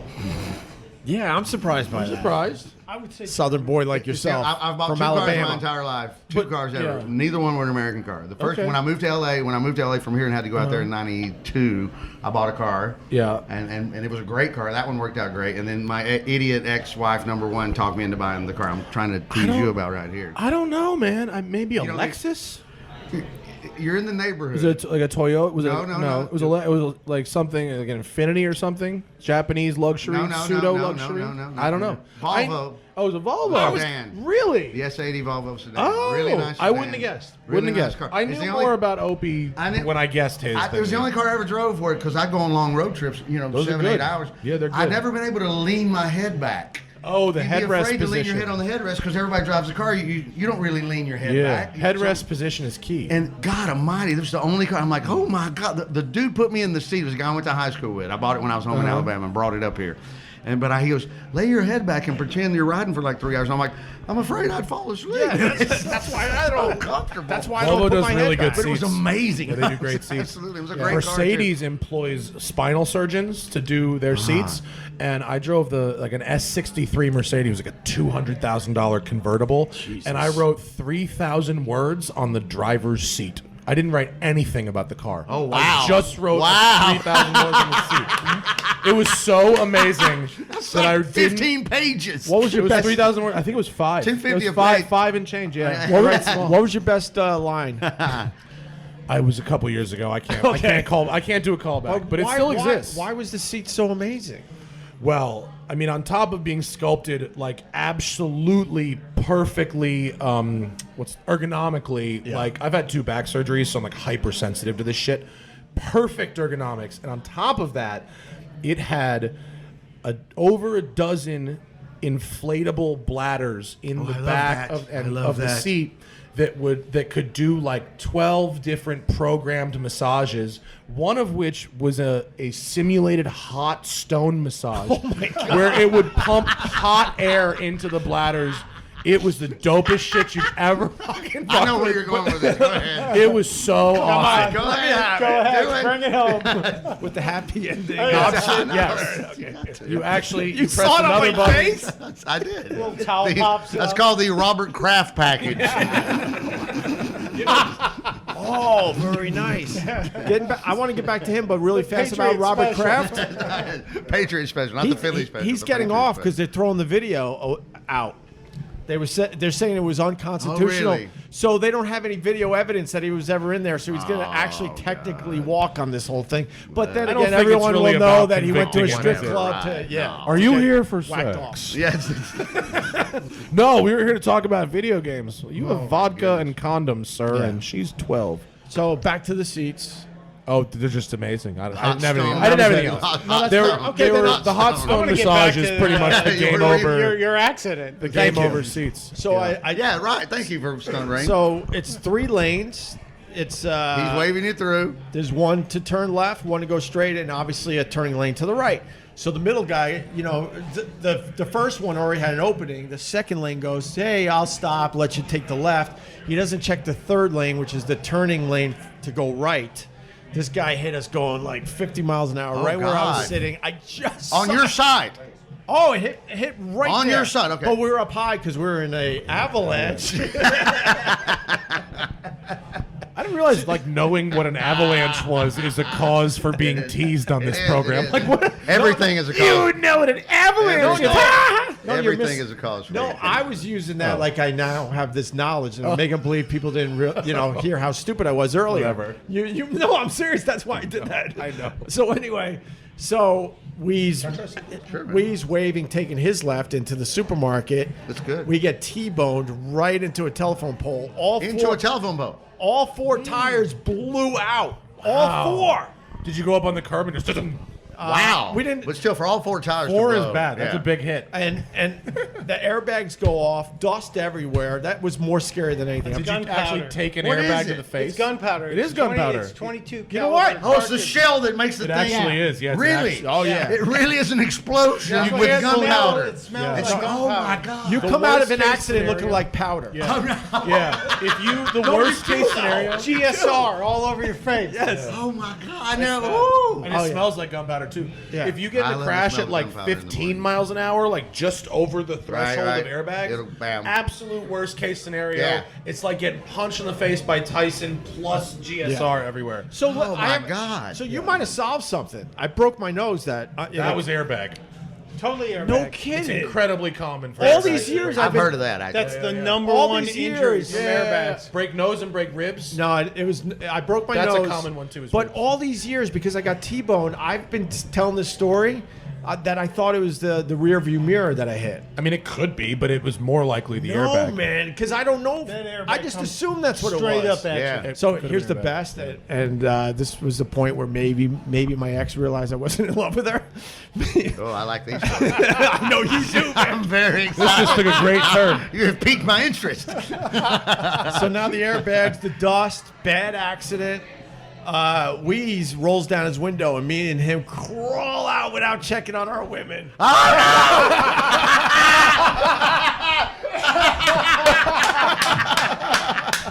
And I remember mine. George Costanza at the kid's birthday party. Run, fire! Fire! Get out of the way! When mine finally got out of the car, it looked like she was in a house fire. Oh, And no. she's brushing it off and looking at me, giving me this look. And I'm like, hey, man, every man for themselves. Oh, that's bad. It's the truth, though. All right, so imagine that experience That's so goddamn but funny. without any of those safety Yeah. features. That's where we're getting They back were to going Kevin back Hart. to Kevin Hart. Yeah, But that's what they were going let me through. just finish up really quick because this is Wheeze to a T. So then we have groceries all over the road. Oh no, we were eating lunch, so we did the groceries, whatever. Because now I have to explain why the groceries are all over the road. So we picked up the groceries. Wheeze looks at me. Now he went to Vietnam either 2 or 3 tours. Okay. He looks at me with a broken nose that is 3 or 4 times the size already. With the black eyes are starting. He goes, yeah, bro, you don't look too bad. I say we still go on the trip. So we go into where we're having lunch. I look in the mirror and I'm like, man, I don't We're know. not canceling. Don't think we're canceling. Man, I got a deposit down. I don't know. Within 24 hours. I'm looking at myself in the mirror going, I think hospital. No, it's bad. He's And then going, no. and he looks at me, nah, bro, it's not that bad. You can get checked out Monday when you're back in New York, whatever. And then, we order a couple drinks. He's like, why don't you calm your nerves? So I'm like shaking, having a beer, whatever it was at the time. Get a slight buzz on. We have lunch, and I look one more time. He's like, come on, bro. And now it's even bigger. Of course. Because I was relaxed finally. I'm like, all right, fuck it. And he makes one phone call, and all of a sudden another avalanche shows up, I think. We put the groceries from the street in the back of his... Gathered them up off the Oh, yeah. And went on this... That's like $200 there. Can't leave that on the road. And And it's just a little rubber. Don't worry about it. and went on the trip. And as soon as I heard "Let Your Soul Shine," Oh, there you go. I'm like, you know what? My nose isn't that bad. Not And that bad there wasn't a cloud in the sky. I remember. And now we're just going across Lake Ontario. Yeah, Lake Soul Ontario. Shine's very healing. So at what point did you have a brain hemorrhage? Still here. Still here. Well, I was drinking a lot of wine back then, so it was quick where I didn't Red give or a white, fuck. or didn't matter? Always red, Cabernet. Oh, really? Yeah, and then was it. Carl used to laugh at me about that. Drinking Cabernet? No, the fact that I was tricked into buying the expensive bottles of wine. Oh, what's the Duckhorn, Duckhorn, Silver Oak. Well, is it a Silver scam? Oak, Pricing. Well, you know what? I mean, we're about 4 or 5 blocks from a place I think it's called Wine 69, even though it's on like 66th Street here in New York City. You just have to put the other words in the sentence. Well, Wine dine. It's called Wine 69 because in the store every other bottle is laid head to foot. Come on. I kind of like that. Hillbilly sleeping. Well, my happy ending joke. I got to get you back for that. Sleeping. We're even now. Yes, exactly. No, I'm kidding. This is corny. So I've lived in this neighborhood for a long time at this point, 15 plus years. And to get my wine, I would go to that place, and I would go, "Hey, you have silver?" It was either Silver Oak Cabernet or Duckhorn were my 2 favorites. And I go, "Do you have Silver Oak?" She looks at me. She goes, "Stupid white boy," and she walks me upstairs. Like it was 2 stories. All the stuff you know is on the ground floor. Up top was stuff you'd never heard of. And she goes, "See this and this," and I forgot exactly, but she's like, "These bottles are $20, not 100, 110, and they're just as good, if not better, than Duckhorn and Silver Oak." And I said, "Really?" She goes, "Yeah, the difference is no one knows these. You know, they haven't put all the marketing behind it. So It's like getting an Oscar. yeah. So why would you pay $100 on a bottle of wine you'd never heard of before?" I'm like, and she was right. She was right. Most of them are. What do you mean? The wine store people I found are no matter what state you're in. If they're working in the wine store, there's somebody in there, probably 2 or 3 of them, that really know their shit. And it doesn't matter if you're in, Yeah. South Dakota. If you're in the goddamn wine store, that's the only person in South Dakota that knows shit about wine. Right. But otherwise, he'd be out there fucking wrangling cattle. Thank God they opened a wine store in Bismarck. Exactly. That's North Dakota. Got me off. Sorry. But taking it back to Rapid City. Got me off the borough. Rapid City would have been the joke. But taking it back to Carl, that's what I learned from him. Because stupid me, I'm like, if I wanted a good meal, you got to pay the money. If you want a good wine, you got to pay the money. And hanging out with Carl, when he started showing us these places that looked like just shitholes that had like the most amazing food, and then he would bring in bourbons. Remember, he would bring in stuff that was cheap and goes, "Look, this is just as good as the other stuff." You know, he was right sometimes on those. I went to a couple of bad ones. Oh, with him? Oh, God. Some of the things he brought in my apartment were, Oh, no. I'm like, "Carl, I'm pouring this out as soon as we're fucking," I'm like, both of us, one, I forgot what it was, but it was some sort of Alabama homemade whiskey shit. No. But it's a brand. And so I could think of it, but I don't want to shit on it. Clyde Mays, I think is the name of it. It was like, Oh, I know that Well, one. that sounds expensive. no, but it was something like, "That's only made in Alabama." And he's like, "They brought this to me," and I'm like, I'm like, if the only catch, if it's not about the ingredients or how they're distilling it or how they're making it, if the only catch is, "We found a recipe. Clyde Mays lived in Alabama in 1842. This is Alabama's original whiskey," and it fucking murdered both of us. We took like half a shot each. We were stomping around. We're holding our chests. Our chests are burning. He's like, "God damn!" I'm like, "I know, Carl. What the fuck?" And we're stomping around. But we thought we were gonna throw up. I'm like, he runs towards the bathroom. I run towards the sink. I'm heaving over my sink. Oh my God, really? Neither one of us got sick, but I'm like, "Oh, there's only one sink, and this one's mine." Oh my And so I went to When the he said sink. our chests are burning, It you was probably fucking- should have brought him to a hospital.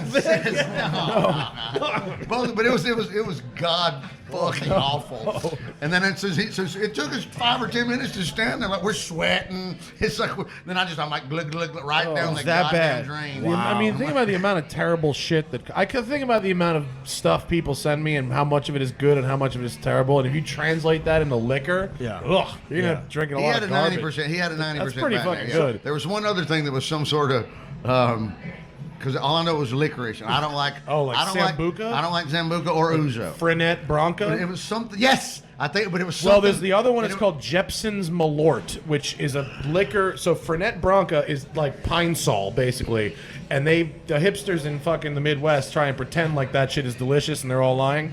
Jeppson's Malort is basically the same thing, but even more disgusting, and they market it intentionally as the most disgusting thing you can buy. Oh, God. That's their entire marketing plan. But after this is the grossest thing you can drink. So he only Try had some. He had a pint of this. He only had a pint of this. We had like a quart of the Clyde Mays Alabama whiskey. But this thing was a pint of this Cuban licorice, some sort of. And so I immediately, after we were about to die, I'm like, I'm pouring this shit out. There's no way this is good. I'm not even sampling this after this past fucking 10-minute fiasco. And we opened it. We were both sitting there like, and Carl said something. He's like, it's like the Twizzlers went bad. Or he said, it's like the black Twizzlers went bad. Yeah, it's fermenting a Twizzler. It's disgusting.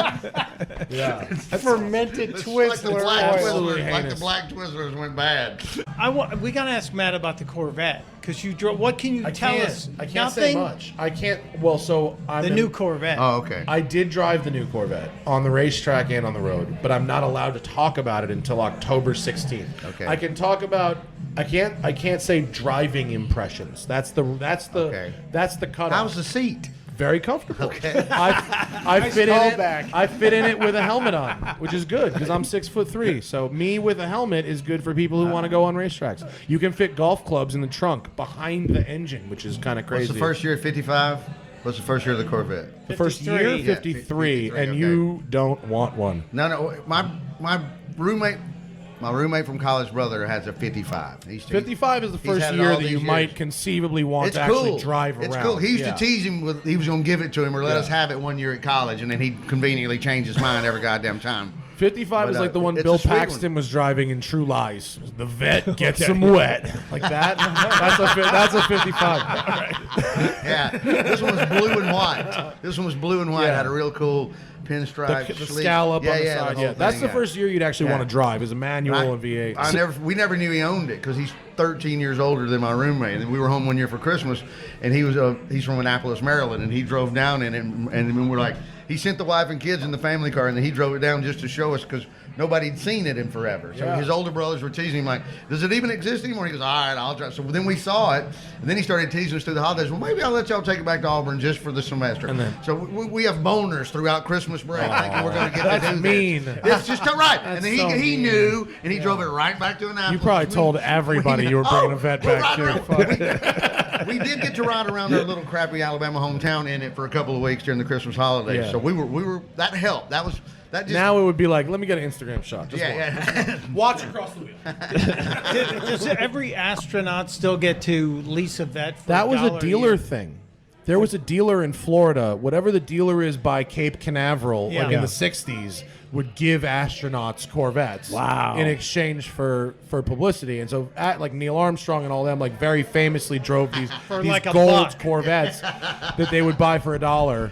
And it was a thing. I don't know if that dealer still exists. I don't hear about astronauts getting Corvettes anymore. They were rock stars back then. Oh, yeah. Oh, dude. But now what we have are a lot more like marketing cars. Like Audi or Porsche or whatever would just give a celebrity a free car for like a year. Or something. Yeah, Tony Stark gets an R8 for Iron Man. Like Jason Statham, who I met like twice, and like was the most masculine smelling person I've ever loved. It was fucking crazy. He used to do the radio show a lot. He was very funny. Awesome. And Audi would give him, they'd give him for transporter. They would give him Audis and shit. Yeah, he destroyed more Audis, more A8s. So I have a funny Jason Statham story. So I was friends with Paul Walker a little bit before he died. And Paul would rent out the racetrack, Willow Springs, and just invite his friends to come up and fuck around. And one of whom was me. And so we would be playing on the racetrack, and he invited Jason Statham once. And Jason drove up in a car called a Porsche GT2, which is a really, really powerful 911, and it's rear-wheel drive. And so it's twin turbos, and it was like 650 horsepower. Now, Statham, despite what you might believe, is not a particularly talented driver. I mean, he's not like but he's not a racing driver or anything. So he shows up in this GT2, which is like a $250,000 car at the time. It had 180 miles on it, and the track was 95 miles from LA. So like half the car's mileage was just driving to the track. So he gets the car, right, anybody got a helmet? And I was like, okay. And we just hand him a helmet, and he goes out onto the track in this GT2, and the speed at which he fucking sailed this thing off the first corner into the fucking rock backwards was extraordinary. I mean, he exited the track at probably 80 miles an hour. It was amazing. I wasn't expecting that. No. He fucking wooed right off the first corner of the track. And it was fucking He went off the track backwards? It was so funny that we were silent. We weren't even laughing. Yeah, we just, I get it. oh my. And then he kind of limped it back, took off the helmet, handed it back, didn't really say much, drove back to LA. Right. Go on. All right, boys. I met him one other guys time, can and he was take it very from nice, here. but he didn't want to talk about that. Fix that corner, would you guys? I'm going home. Right. Something's wrong with that turn. He sailed off the fucking track real hard. It was very, very awesome. and funny. amazing. Yeah.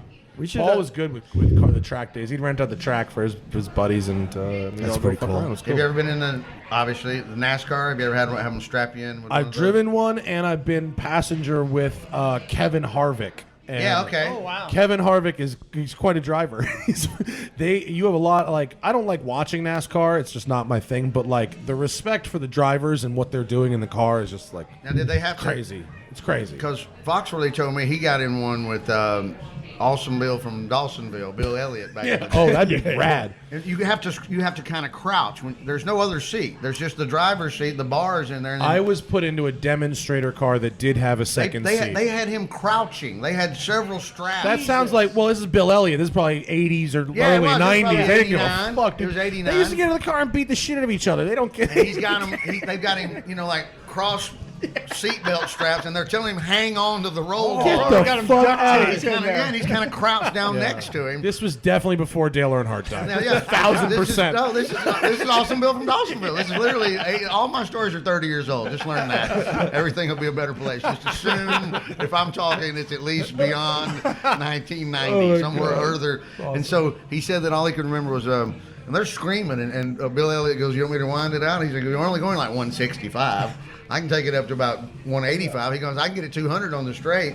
And Foxworthy's like, "Fucking do it, man!" And so he's crouched in this car. So when he takes it to the next level, it's like the force of it just kind of throws you back a little bit, but he's still hanging on. Yeah. And The he's looking, difference between 8/10 and 9/10 when you're with a NASCAR driver is incredibly substantial. And he was like, it was all I could do to turn my head. And he was like, it kind of slammed me back, and I'm hanging on, and I'm scared. And I thought, well, if everybody makes fun of this, I'll never make fun of it again. It looks like they're just going around in a circle. The concentration, the focus, to hang on 10 and 2 And he for was in- 500 for 3.5 hours. So he goes, it's all I can do to turn. And my he was head in just one a car. little bit to the Imagine left. there's another Right. car 4 Yeah, inches he's just away out there by all himself. sides. Yeah. Right, Yeah. man. He goes, as soon as he gets to the point to where he can turn his head, he goes, Bill Elliott's got one hand on the wheel, and he's like giggling, his tongue's hanging out. He's looking at Fox. He's waiting on Foxworthy to have the balls to turn his head.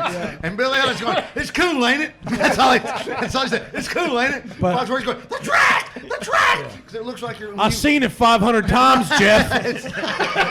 But you don't know when you hit those corners, it looks like you're driving straight into a wall because of the angle. Yeah.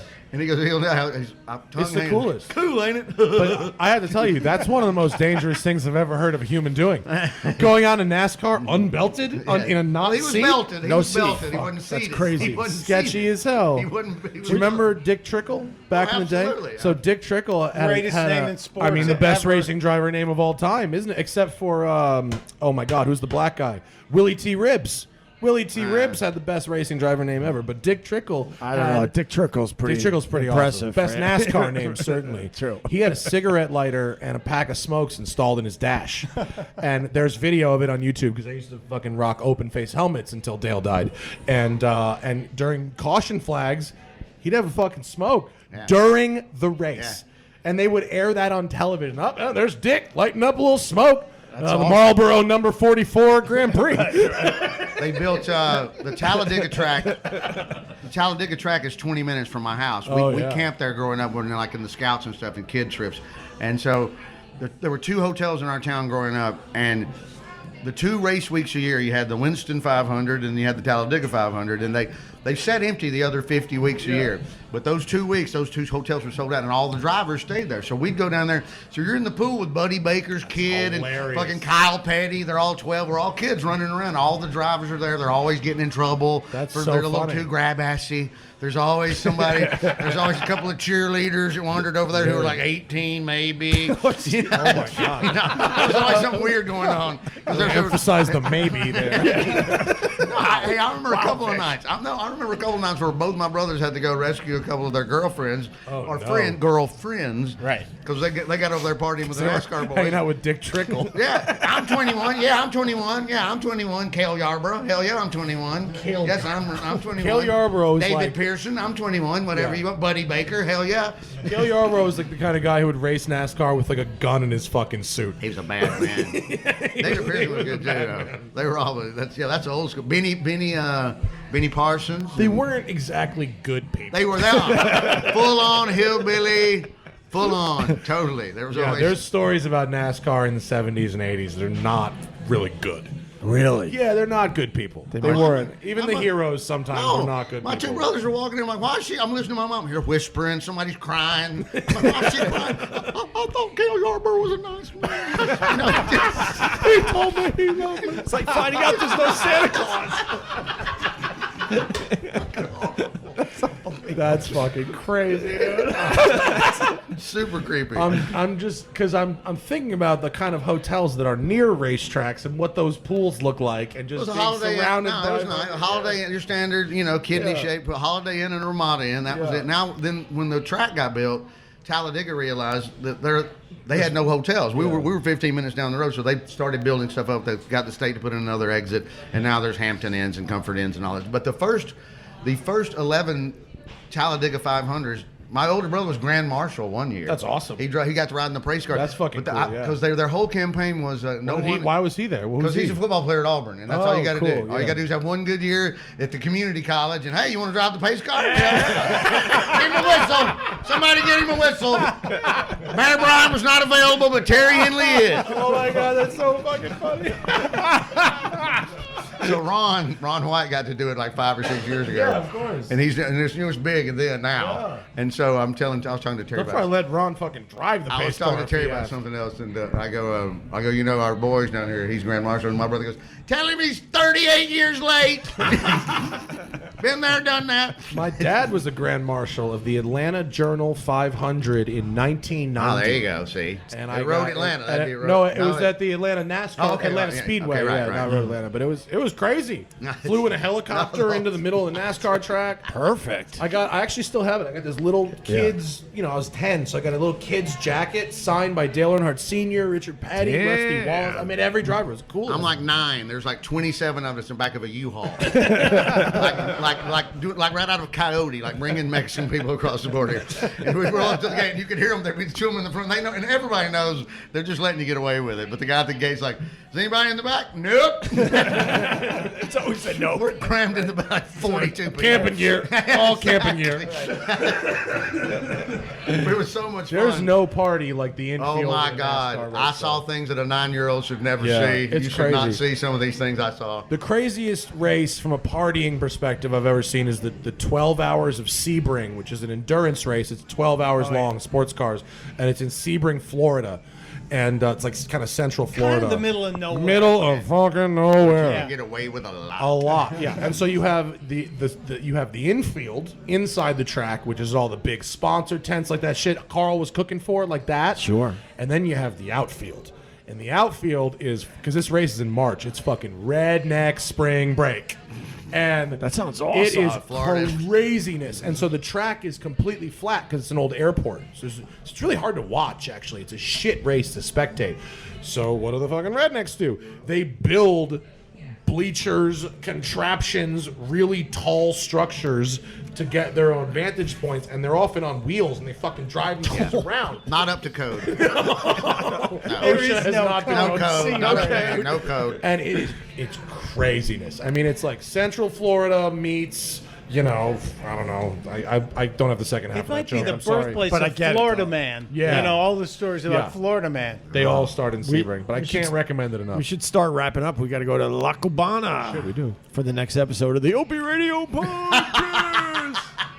Well, we're pre-gaming here because we're all going down there, right? This was a lot of fun. You like the This was bourbon? great. I'm gonna leave this. I'm gonna leave the Jello mold with you, Vic. I'll eat the rest of this. I have another one. I'll No, eat that's it in a yours. second. That is hilarious. It's yours. Oh, this is going to be good. I was gonna edibles- just give you all a couple of cubes, but now I don't No, have this a is choice. perfect. I'm That very would have been excited nice, about but you know, It's delicious. I can't believe the whole thing melted together. I 20 really- edibles into you know one what's funny is giant one. When I bought them, I was like, it's kind of warm in the car, and this is my first of several errands. But I was like, how hard could it be? I wouldn't have thought of that. And I'm a weed head, but I would have not. There's no way. That's not a rookie mistake. That's design just you fail. didn't know. Yeah, you just didn't know. But I now- blame the product. But you know what? But we got 4 You minutes. should get out your of it. money back. We got a bit out of it, though. It's a fortuitous. And it kicked in. Trust me. The functionality has not been affected. Oh, it's Oh, between this and the bourbon, I already said berm instead of burn. Good to go. All right, Smoke Entire Podcast. yeah. What else you want to promote, Matt? That was it. I mean, if on the odd chance that there is someone in LA who needs a place to store their additional collector vehicles, my shop, Westside Collector Car Storage, is here for you. Find it on Google, Westside Collector Car Storage in LA. Vic, you heard about this, right? He's building a garage. I'm building a 130 For the car fancy indoor cars. collector car storage facility for people who have money and taste but no space. I just Is made a Jay fucking Leno run. involved in this? Oh, he's got 10 airport No, I know, hangers. I'm He in all there. right.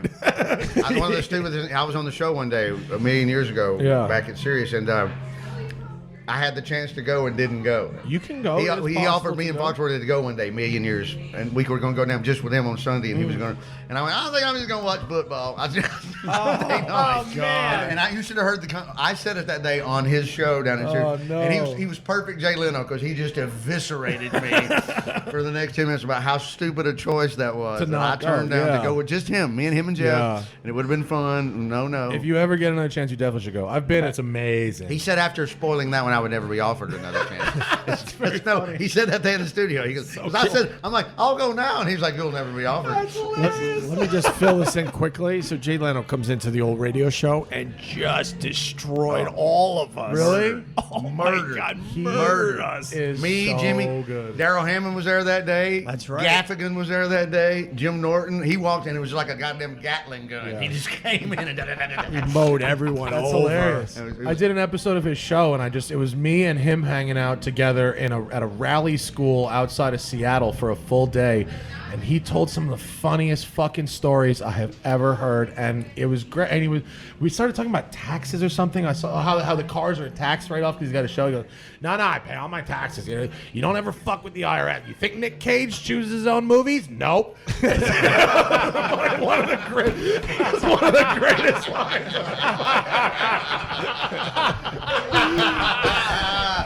He goes, IRS chooses Nick Cage. We're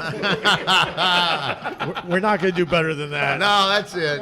We're out. We're going to La Cubana. So check out the next episode of the OpieRadio podcast.